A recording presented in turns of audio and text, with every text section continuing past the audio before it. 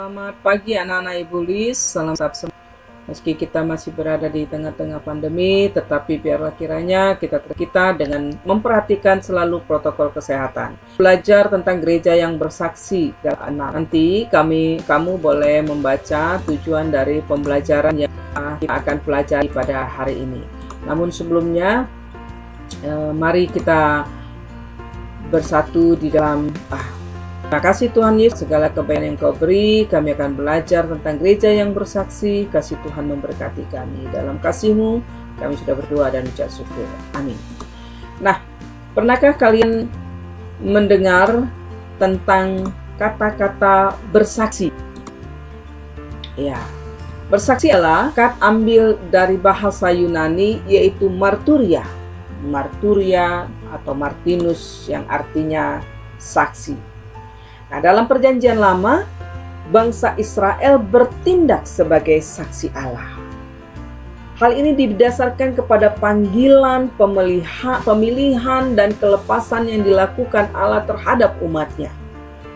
Perjanjian Allah di Gunung Sinai pada Keluaran 20 mengatakan bahwa bangsa Israel adalah bangsa yang kudus, yang akan menjadi saksi bagi bangsa-bangsa lain.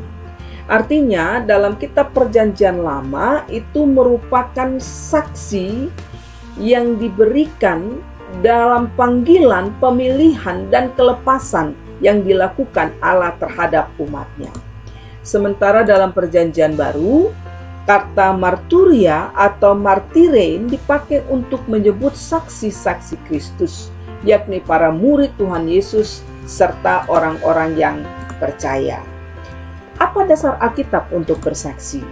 Firman Tuhan katakan dalam Matius pasal yang ke-28 ayat 19, "Karena itu pergilah, jadikanlah semua bangsa muridku dan baptislah mereka dalam nama Bapa dan Anak dan Roh Kudus, dan ajarlah mereka melakukan segala sesuatu yang telah kuperintahkan kepadamu, dan ketahuilah aku menyertai kamu senantiasa sampai kepada akhir zaman." Inilah dasar Alkitab yang diberikan oleh Tuhan Yesus kepada kita untuk bersaksi. Nah, dasar amanat yang agung yang diberikan oleh Allah melalui pengorbanan Kristus Yesus itulah yang diemban oleh para murid-murid Tuhan Yesus. Dan ketika Pentakosta, pencurahan Roh Kudus, Roh penolong yang dicurahkan ke atas mereka, memampukan murid untuk memberitakan Injil di tengah-tengah bangsa yang berkumpul saat itu, dan banyak orang percaya dan memberi diri mereka untuk dibaptis. Nah, setelah itu terbentuklah gereja mula-mula. Gereja mula-mula, dan mereka mulai melakukan pemberitaan Injil ke banyak tempat. Misalnya Filipus memberitakan Injil kepada sida-sida dari Ethiopia dan lain-lainnya.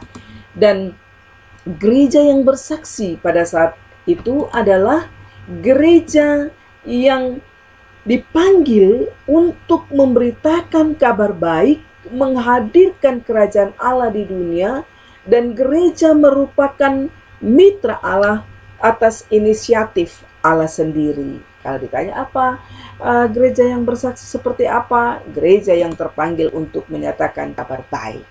Nah, pada masa gereja perdana, mereka bersaksi dengan menjadikan kepunyaan mereka menjadi milik bersama. Dan gereja pada masa kini pun harus menjadi seperti gereja pada mula-mula. Nah, bentuk-bentuk kesaksian gereja itu seperti apa?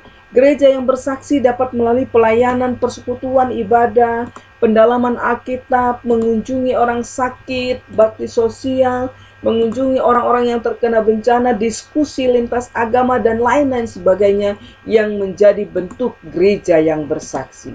Namun yang paling utama adalah, kesaksian yang paling utama adalah bagaimana cara hidup kita.